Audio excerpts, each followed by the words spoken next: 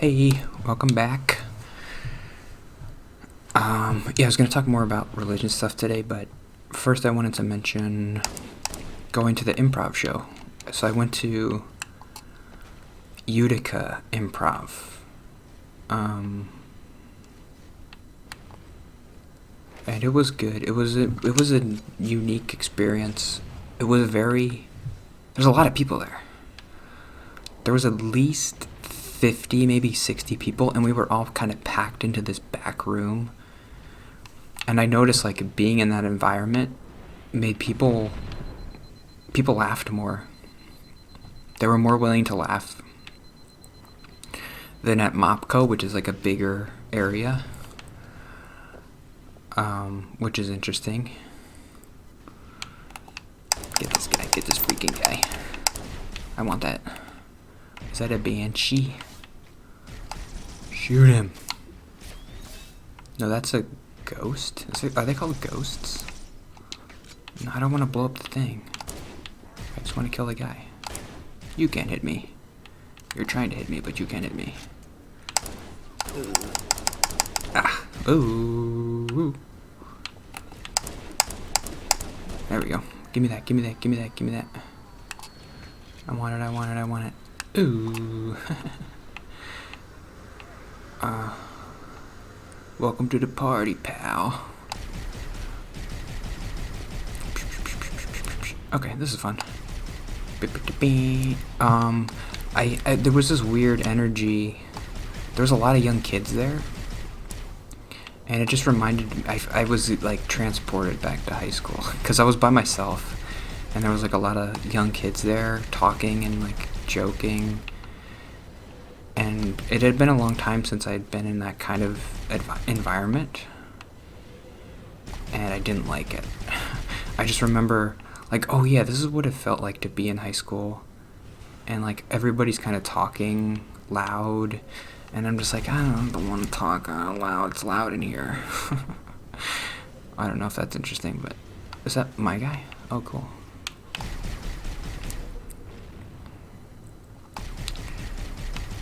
I don't remember how. I think, can't you jump on the thing and like throw a grenade inside? This is not doing much.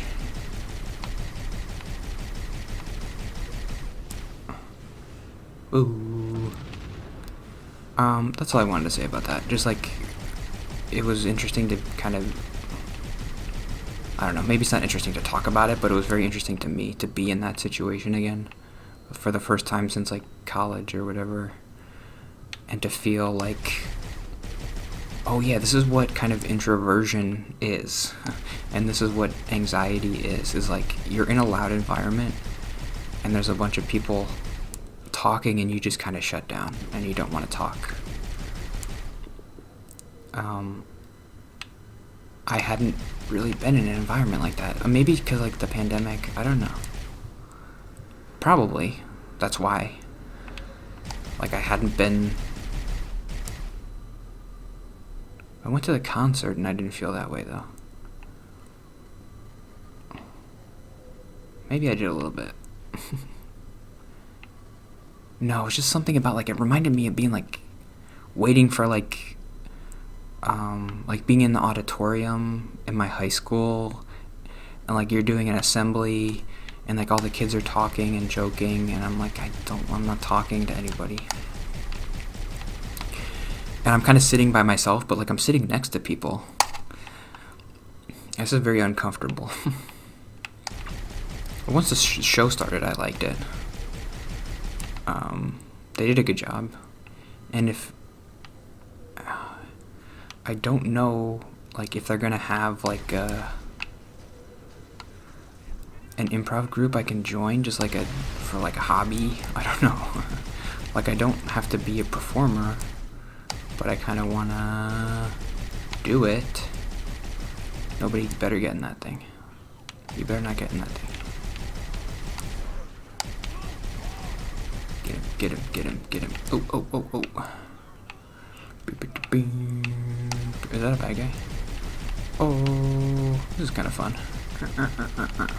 Hey, don't you do that to me. I'm gonna do that to you. Ugh. I think if the ship blows up, I die, so I have to be careful. Hey, we got one. Hey, we got one. I'm gonna get in that one. We're gonna talk about religious stuff today. This is a thought I had. I don't know if I'm... Oh, what's that? That's a scorpion, right? Let's get in that sucker. Nah, it's too slow. I changed my mind. Can't you boost? How do you boost? This is just a thought I had. I forget if I've mentioned this before.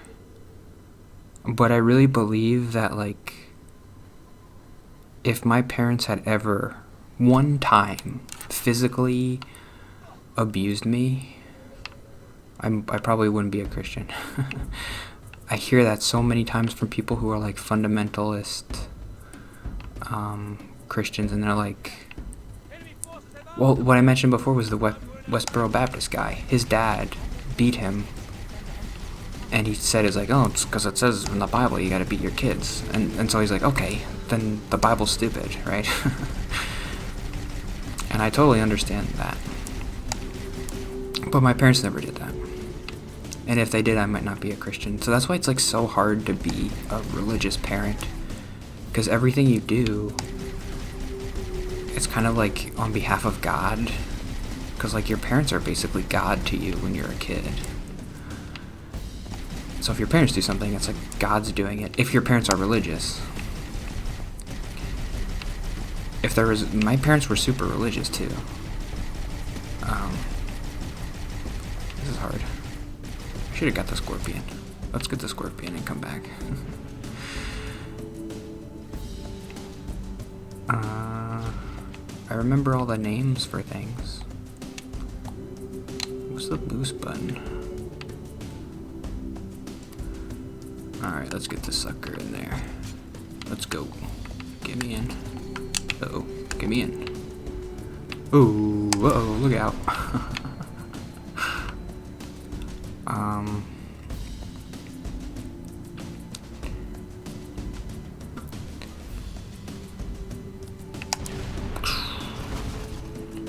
And it's interesting that the genetically modified skeptic person seemed to have kind of a similar upbringing to me, where like when he talks about his parents, is like they're very loving and they never did anything bad to me. And I was like, then why did you become an atheist? I don't understand. What are you rebelling against? It never bothered. I think because he went into like philosophy. He went to school for philosophy. Philosophy always bothers me. It's like, it's all just like thought experiments and like nothing is real. Alright, let's kill this guy. Ooh. Get the little guy first. Okay. No, this is fun.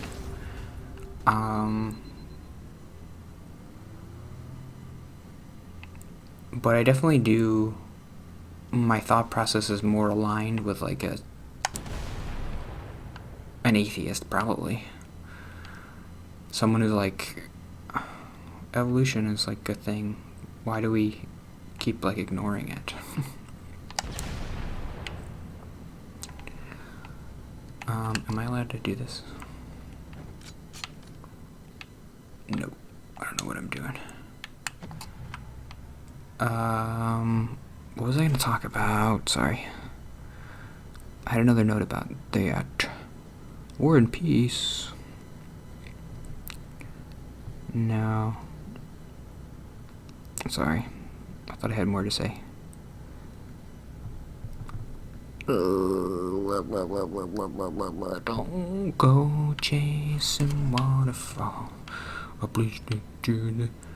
Oh, this is what I want to talk about. Abuse. I keep saying this. I said this about the gay thing. I said this about the transgender thing. And now I have another thing. In my Bible study, I want to bring this up. I haven't brought up anything controversial yet. I don't know. Part of me just like, next time I go to the Bible study, I just want to go in and be like, I think gay people are good. What's up? And just see what they say. I don't know. But like, I don't want to do that. I think it's okay to be gay. Come at me.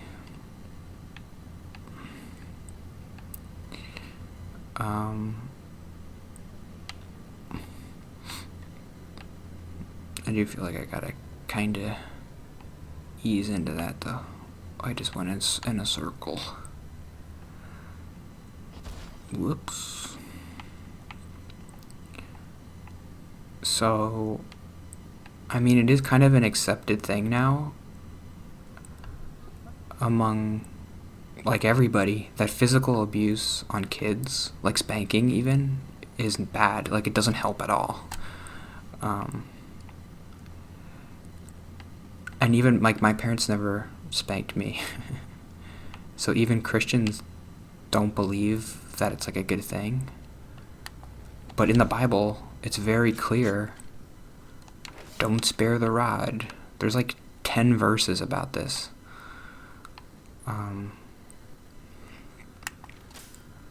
Like, you're supposed to hit your kid to discipline them. So we're always talking about truth. What's the truth? Well, okay, that's what it says in the Bible, right? You're supposed to hit your kid. So why aren't you hitting your kid if you believe that the Bible is the truth? Because you don't believe it's right for you, right? It's not right for me to hit my kid. But it says in the Bible that it's the truth. Where am I? The arrow is pointing this way. Like, this idea of truth, we get hung up on, like, oh, this, maybe.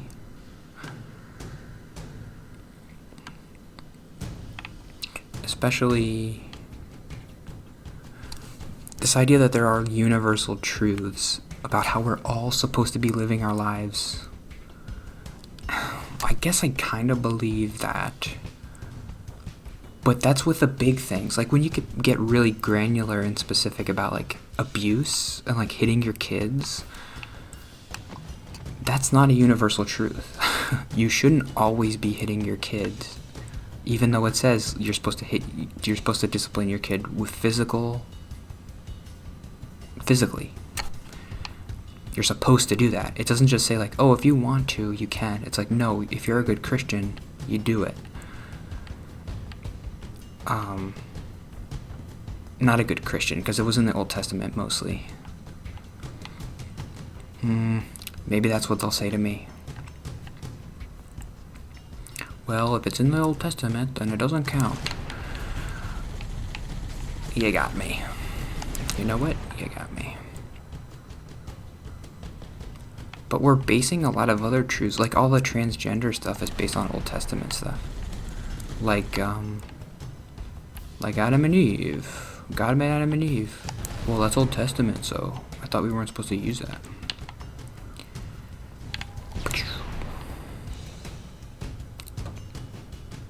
Alright, did I go over? No, I'm good.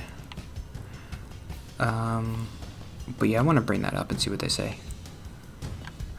Because I want to use that as the premise for my argument that, like, truths are different for everybody. We're all different. You can't use the Bible and just say, like, we're all supposed to live specifically based on these verses. It doesn't make sense to me.